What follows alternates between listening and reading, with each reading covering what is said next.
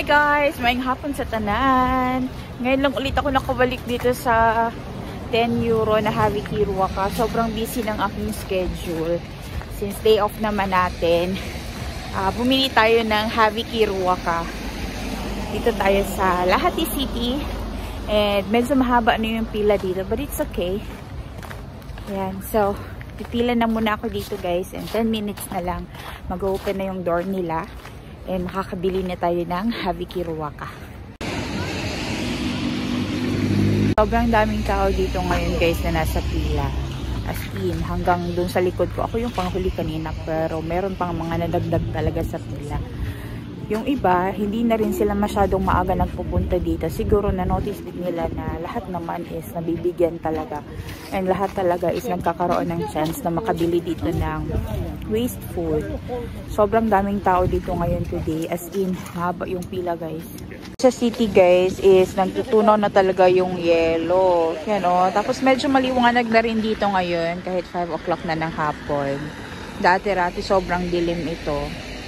2 minuto na lang mag-open na yung pinto. Tapos makakibili na tayo ng waste food. Lampas na ng 2 minutes guys. 5:02 na pero hindi pa nagbubukas yung door. Siguro meron pa silang marami inaayos dun sa loob kaya hindi pa nag-open. Dito sa Finland kapag late talaga, parang magtataka talaga bakit late. Pero dyan sa atin Pinas kahit na late, sige late lang. Pero dito kasi talaga napaka-importante ng oras. Kaya kapag late talaga, ninitingnan talaga yun. Himantay yun dyan kayo ba basta late. Pero dati hindi ko yun maintindihan. Pero ngayon guys, kapag may mga pagkakataon like ito dito sa pila, late sila, para nagtataka ka rin talaga. Kaya kung nasa ibang lugar ako tapos may hinihintay ako tapos sobrang tagal, magtataka ako bakit sobrang late. Tapos kapag lumampas na ng 15 minutes, parang napaka-annoying na yun sa akin. Pero dati sa Philippines, sobrang late din naman talaga ako dumadating kapag may mga meet-ups ako or may mga usapan ako sa mga friends ko. Sobrang daming tao dito ngayon guys.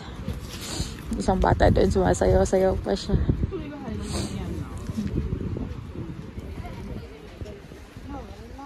Pas na nga yung door, dito pala sa pinto, amoy na amoy ko na yung mga fruits nila. Siguro maraming fruits ngayon or mga gulay.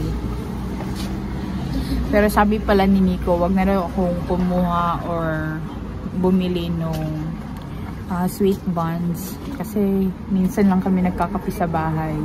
Kaya hindi na muna ako kukuha nun kasi meron pa kami nun sa bahay guys.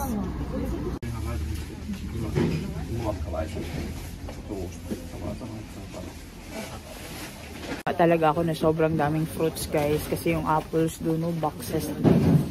Sobrang daming boxes ng apples pero yung bag na bit-bit ko is sobrang maliit. Nagkamali ako ng bunlot doon sa mga lalagyan namin ng bags.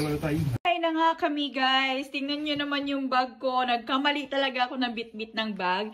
Yung nadala kong bag is masyadong maliit. Tapos yung isa is yung medium size. Kung nakapagdala lang sana ako nung pinakamalaking bag ko, mas marami pa akong pwedeng makuha doon ng mga fruits. Pero ito lang ang nadala ko. Kaya kung anong lang yung nagkasya sa bag, yun lang yung mga kinuha ko guys. Pero tingnan nyo naman, sobrang dami, 2 bags yan ng goodies. So, ilalagay ko muna to sa mesa para mapakita ko sa inyong lahat.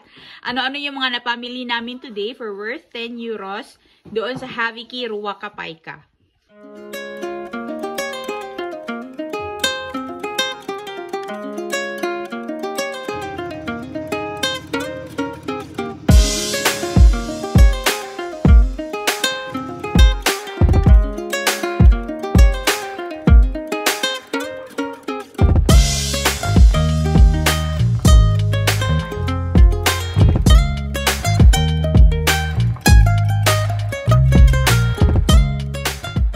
Nyo naman guys, sobrang dami niyan. As in, tuwang-tuwa si Nico kasi kala niya hindi talaga ako makakarami ng items today kasi nga maliit pala yung bags na dala. But nothing is impossible talaga kung magaling ka lang talaga magsuksok and magaling ka lang talaga maglagay ng mga gamit dun sa bag para magkasya lahat. Na-amaze ako, sobrang dami pala nito. So isa-isahin natin guys ano yung mga napamili namin. Dito guys, ito yung dalawang karne. Ito is pataliha or yung ginagawa din na Karyalan pasty.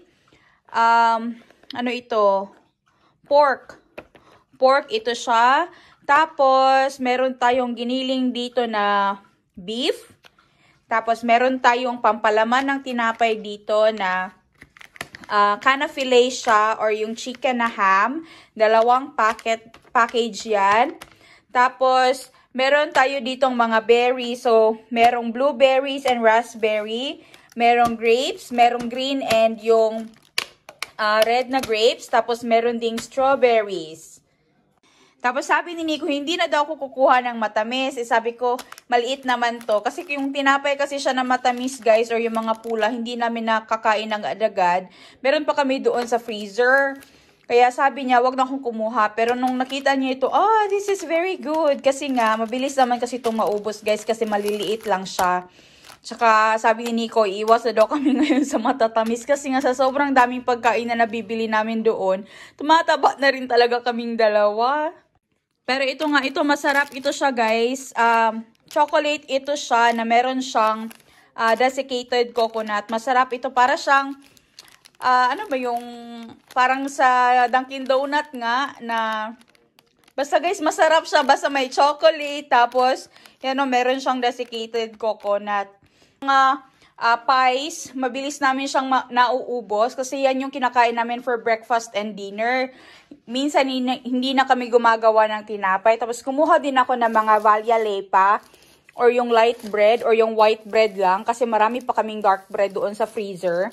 And ito ang nabilis nauubos kasi si Nico, minsan ito na rin yung kinakain niya kapag nagsasawa siya sa dark bread or yung sa Ruiz Lepa. Tsaka ito din talaga yung mabilis na maubos ni Anika. Kasi dalawang tinapay din kasi si Anika, guys, per meal na ngayon. Dati isa lang siya pero ngayon dalawa na. Medyo malakas-lakas na rin siyang kumain kaya ito na talaga yung kinuha ko, yung light bread lang. Actually, maraming bread doon. Kaso lang, hindi na siya magkasya sa bag ko. Kaya, ito lang ang kinuha ko. But it's okay kasi ito lang din yung magkakasya doon sa freezer namin. Kung meron lang talaga, kung mas malaking freezer na ako, kukuha pa ako ng marami doon para makapag-stock kami ng maraming tinapay. Kasi, kapag nilagay mo naman sa freezer itong mga tinapay, guys, hindi naman siya masisira agad-agad talaga.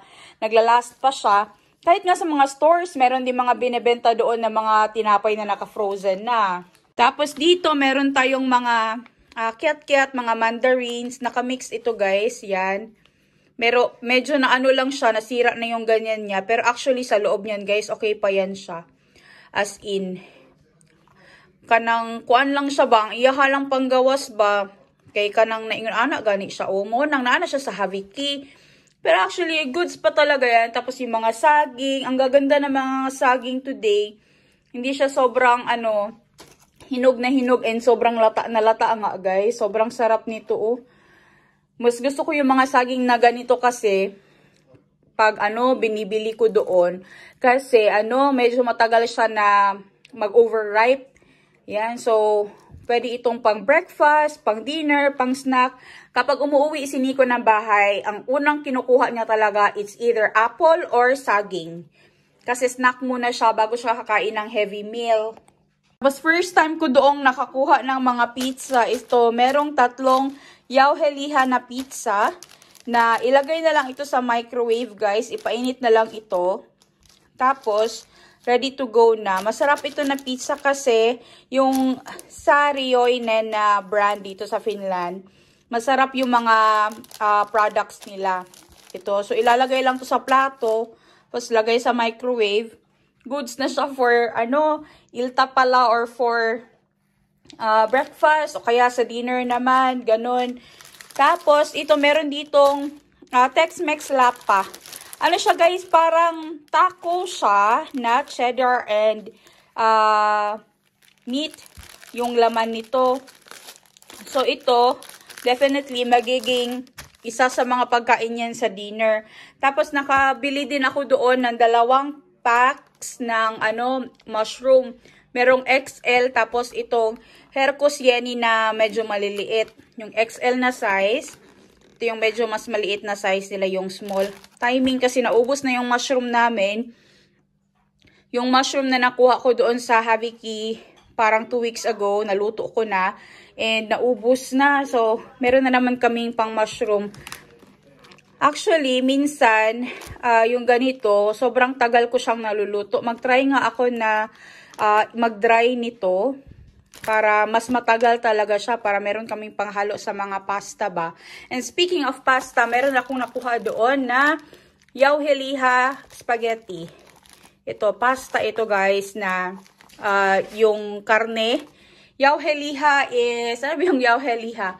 Jauheliha. Basta ang liha guys is karne. Giniling na karne. Jauheliha, like ito. Jauheliha ang tawag nito sa Finnish. Giniling na karne. Yan. Masarap ito guys. Madalas akong bumibili nito dati sa store.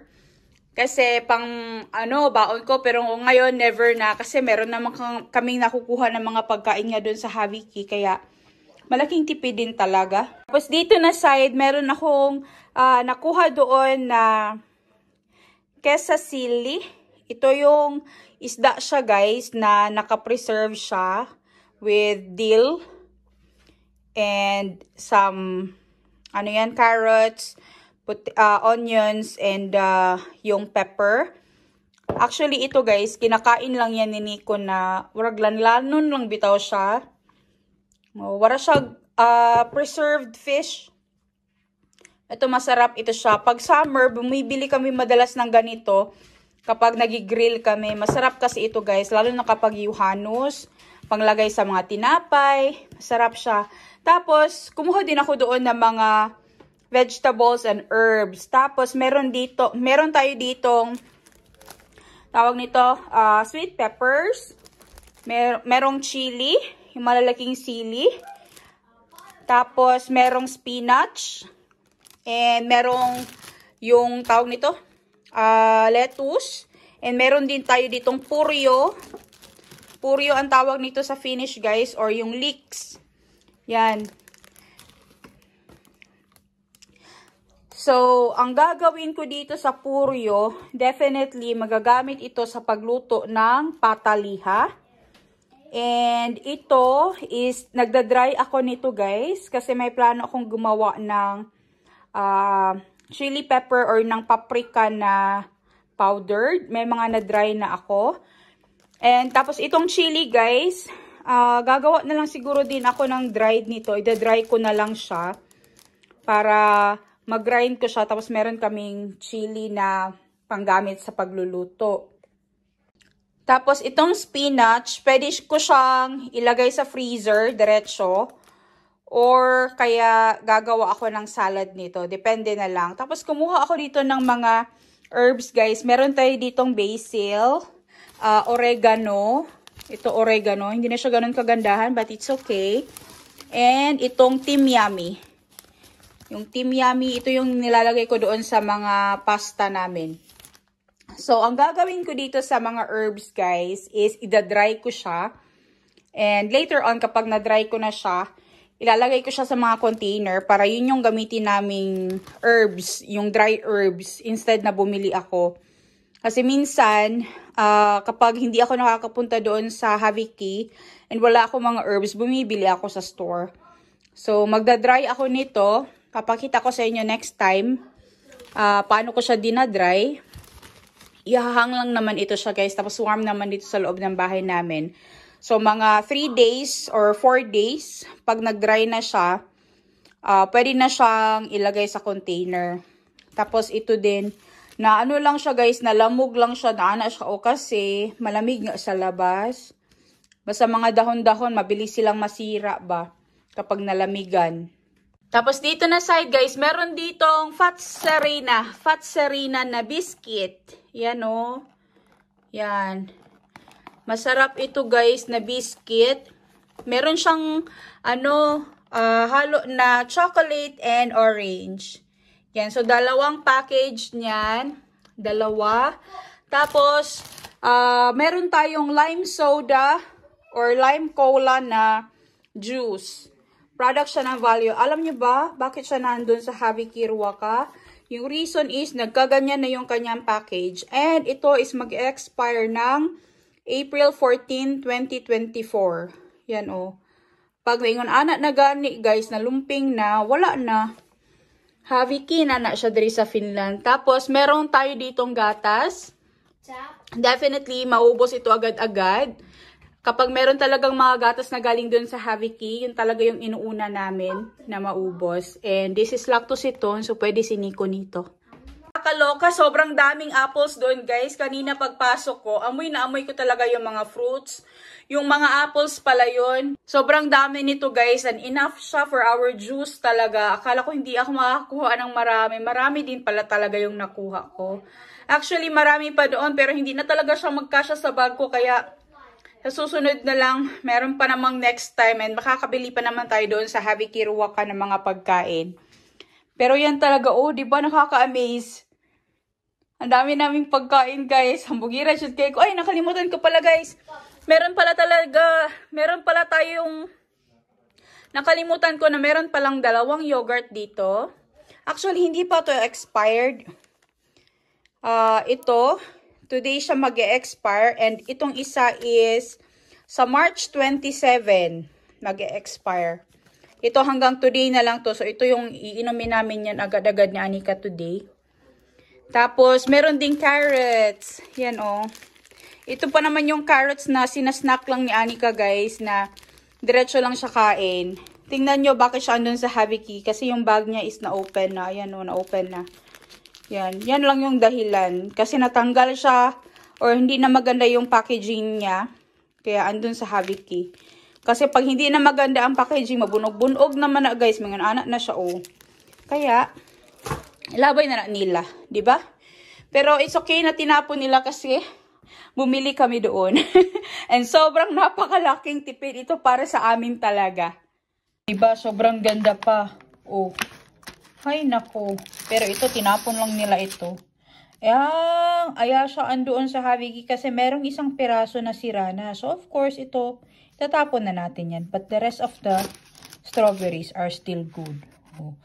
Dahil sa isang piraso, andun na siya sa Haviki. Sobrang dami naming pagkain, guys, no? Actually, nakakatuwa kasi nakakatipid kami and meron akong pang-content.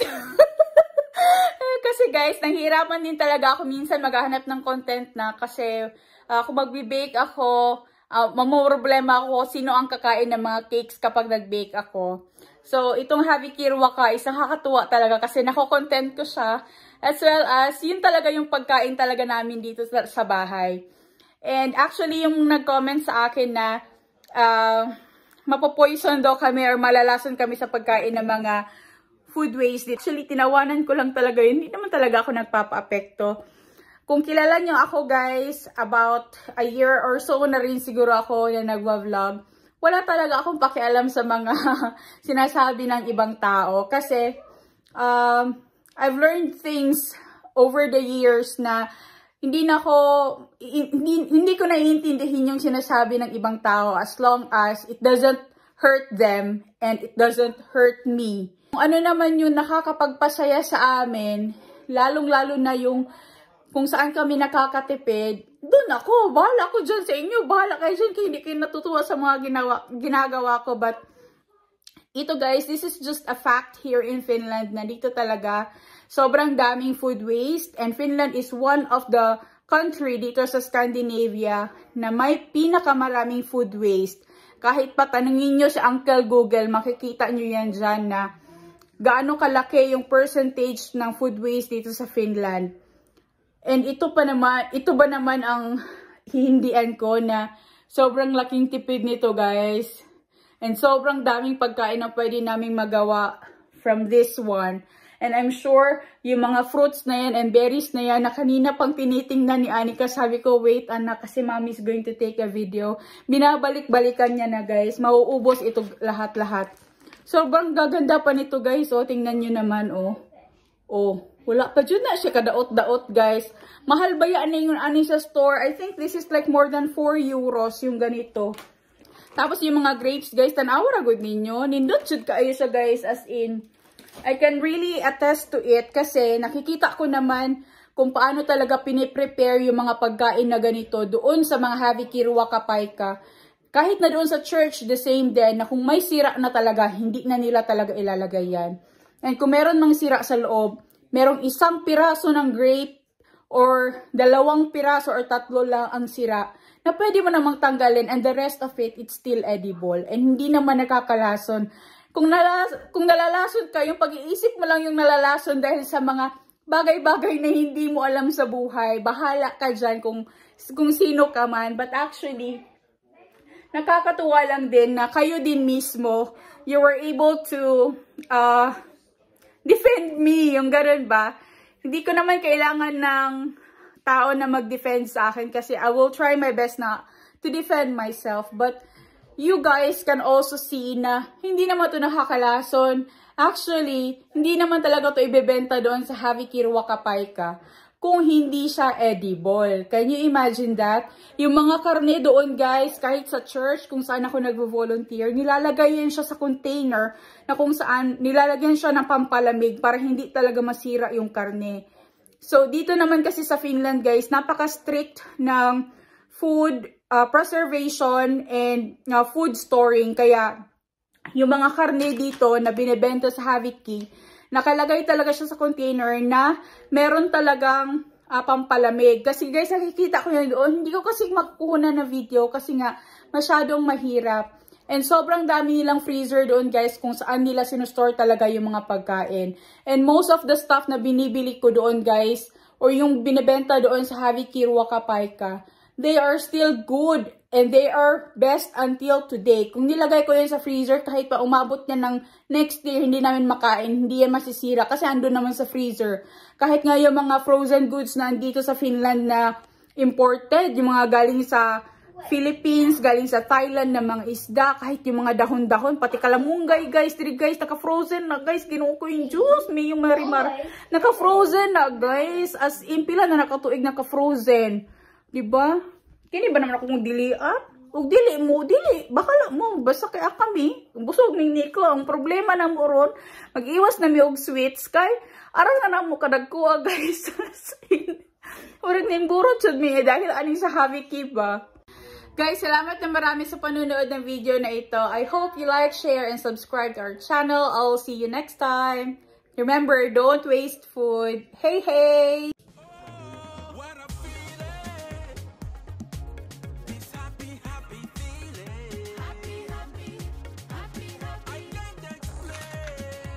Is it bad? Good. Good? Mm. Is it sour? Sweet.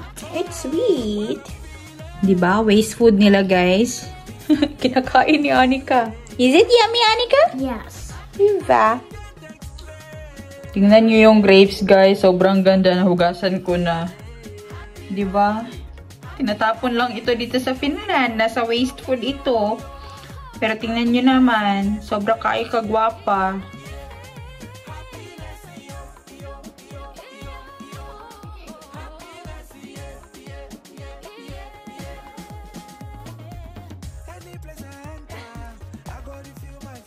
Ito yung laman niya guys, oh. Para siyang biscuit. I don't know. Basta coconut siya guys, masarap. Daddy. Finish the fruits?